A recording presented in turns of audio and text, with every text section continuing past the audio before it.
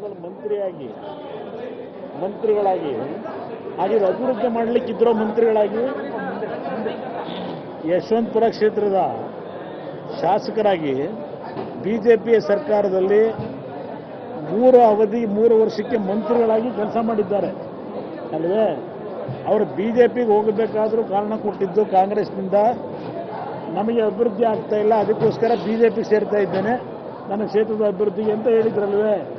3 ವರ್ಷ ಮಂತ್ರಿಗಳಾಗಿ ಎಲ್ಲ ರೀತಿಯ ಅಭಿವೃದ್ಧಿಯ ಒಂದು ಕಾರ್ಯಕ್ರಮಗಳನ್ನು ಯಡಿಯೂರಪ್ಪನವರು ಬೊಮ್ಮಾಯಿಯವರು ಮುಖ್ಯಮಂತ್ರಿಗಳಿದ್ದಾಗ ಯಥೇಚ್ಛವಾಗಿ ಪಡೆದು ಆಗಿದ್ರೆ ಅವರ ಅಭಿವೃದ್ಧಿ ಮಾಡ್ಕೊಂಡಿದ್ದಾರೆ ಹೊರತು ಆ ಕ್ಷೇತ್ರದ ಅಭಿವೃದ್ಧಿ ಆಗಿಲ್ಲ ಅಂತಕ್ಕಂಥದ್ದು ಅವ್ರು ಮಾತನಾಡ್ತಾ ಇಲ್ವೇ, ಅವ್ರು ಹೇಳ್ತಕ್ಕಂಥದ್ದು.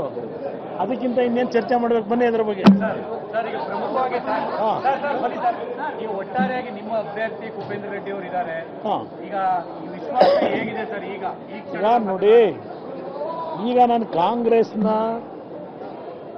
ನಾಯಕರುಗಳ ಹೇಳಿಕೆಗಳನ್ನು ಗಮನಿಸ್ತಾ ಇದ್ದೇನೆ. ಅದೇನೋ ಆಮಿಷಗಳನ್ನು ಒಡ್ಡಿದ್ರು, ಧಮಕಿ ಹಾಕಿದ್ರು, ಇದೆಲ್ಲವನ್ನು ಅವರೇನು ಹೇಳ್ತಾ ಇದ್ದಾರೆ. ಆಮಿಷ ಒಡ್ತಕ್ಕಂಥದ್ದು, ಧಮಕಿ ಹಾಕ್ತಕ್ಕಂಥದ್ದು ಕಾಂಗ್ರೆಸ್ನ ಸಂಸ್ಕೃತಿ. ಅದರಲ್ಲೂ ಇರ್ತಕ್ಕಂಥ ಈಗಿನ ಹೇಳಿಕೆ ಕೊಡ್ತಕ್ಕಂಥವ್ರ ಸಂಸ್ಕೃತಿ ಅದರಿಂದ ಬಂದಿದ್ದಾರೆ. ಈ ಸರ್ಕಾರ ರಚನೆ ಆದ ದಿನದಿಂದ JDSನಿಂದ 12 ಜನ 13 ಜನ ಶಾಸಕರು ಈಗಾಗಲೇ ಕಾಂಗ್ರೆಸ್ಗೆ ಬರಲಿಕ್ಕೆ ತಯಾರು ಮಾಡ್ಕೊಂಡಿದ್ದೇವೆ. ಅವರೆಲ್ಲರೂ ತುದಿಗಾಲಲ್ಲಿ ನಿಂತಿದ್ದಾರೆ ಅಂತಕ್ಕಂಥದ್ದು ಕಳೆದ 10 ತಿಂಗಳಿಂದ ನಿರಂತರವಾಗಿ ನನ್ನ ಪಕ್ಷದ ಶಾಸಕರ ಪ್ರಾಮಾಣಿಕತೆ ನಿಷ್ಠೆಯ ಬಗ್ಗೆ ಚರ್ಚೆಯನ್ನು ಮಾಡ್ತಾ ಇದ್ರು. 13 ಜನ ಈಗಾಗಲೇ ಕಾಂಗ್ರೆಸ್ ಬಿಜೆಪಿ ಬಿಟ್ಟು ಕಾಂಗ್ರೆಸ್ಗೆ ತಯಾರಾಗಿದ್ದಾರೆ. ನಮ್ಮ ಶಾಸಕರುಗಳಿಗೆ 12 ಈಗಾಗಲೇ ನಂಬರ್ ಆಗಿವೆ. ನೀವು ಬಂದರು 13ನೇ ಅವರು, ಯಾವಾಗ ತೀರ್ಮಾನ ಮಾಡ್ತೀರಿ ಅಂತೇಳಿ ಪ್ರತಿದಿನ ಅಭಿವೃದ್ಧಿ ಕಾರ್ಯಕ್ರಮಗಳಿಗೆ ಹಣ ಕೊಡ್ತೀವಿ ಅಂತ ಹೇಳಿ ಅವರ ಮೇಲೆ ಆಮಿಷ ಹುಟ್ಟಂಥ ಕೆಲಸಗಳೇ ನಡೀತು. ಅದರಲ್ಲಿ ಎಷ್ಟು ಯಶಸ್ವಿ ಆಗಿದ್ದಾರೆ ಅಂತಕ್ಕಂಥದ್ದು ಇವತ್ತು ಸಾಬೀತು ಮಾಡಬೇಕು. JDSನಲ್ಲಿ ಇರ್ತಕ್ಕಂಥ ಶಾಸಕರ ಒಂದು ನಮ್ಮ ಇದೇನು ಬದ್ಧತೆ ನಮಗೇನು ಬೇಕಾಗಿದೆ. ನಮ್ಮ ಶಾಸಕರುಗಳು ನಿಷ್ಠೆಯಿಂದಿದ್ದಾರೆ.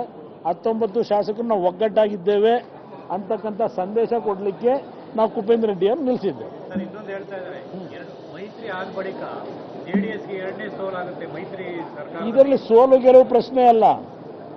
ಇಲ್ಲಿ ಮೈತ್ರಿ ಆದಂಥದ್ದೇನಿದೆ, ಲೋಕಸಭೆ ಚುನಾವಣೆ ಇರ್ತಕ್ಕಂಥದ್ದು ಆ ಕಡ, ವಿಧಾನ ಪರಿಷತ್ತಿಗೆ ಶಿಕ್ಷಕರ ಕ್ಷೇತ್ರದ ಚುನಾವಣೆ ನೀವೇ ತೋರಿಸಿದ್ದೀರಿ.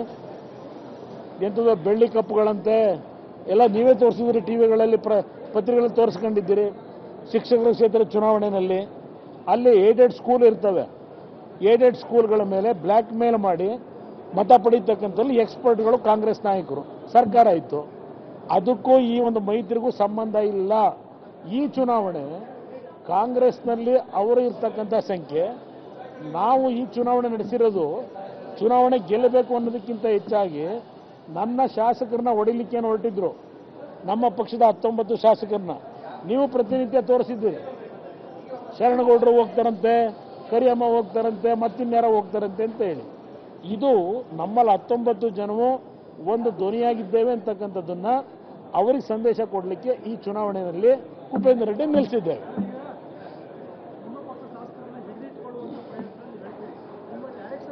ಹಿಡಿದಿಟ್ಟುಗಳದಲ್ಲ, ಏನು ಹೇಳಿ,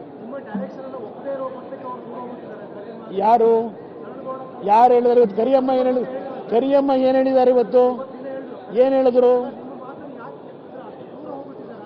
ಮನೆ ಅಂದ ಮೇಲೆ ಸಣ್ಣ ಪುಟ್ಟ ಭಿನ್ನಾಭಿಪ್ರಾಯ ಇರುತ್ತೆ, ಕೆಲವು ಸಣ್ಣ ಪುಟ್ಟ ಭಿನ್ನಾಭಿಪ್ರಾಯಗಳು ಇರ್ತವೆ. ಅದನ್ನು ದೊಡ್ಡದು ಮಾಡ್ಕೊಳ್ಳೋ ಅವಶ್ಯಕತೆ ನಮಗೇನಿಲ್ಲ. 19 ಜನವು ಶರಣಗೌಡರು ನಮ್ಮ ಕುಟುಂಬದ ನಮ್ಮ ಒಂದು ಸದಸ್ಯ. ಶರಣಗೌಡರ ಆದಿಯಾಗಿಯೇ ಎಲ್ಲರೂ ಒಗ್ಗಟ್ಟಾಗಿ ಇದ್ದೇವೆ.